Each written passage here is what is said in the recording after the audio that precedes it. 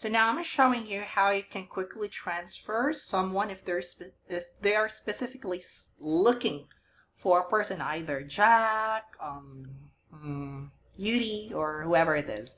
So right away, click the transfer button right here.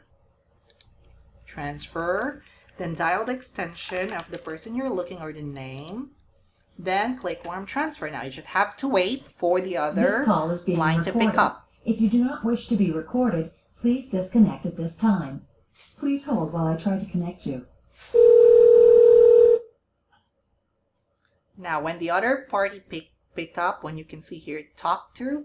Now when this person picked up, do your spiel.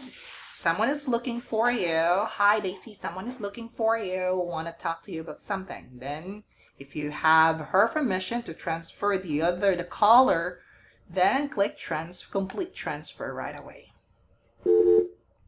Then there you go, you're done.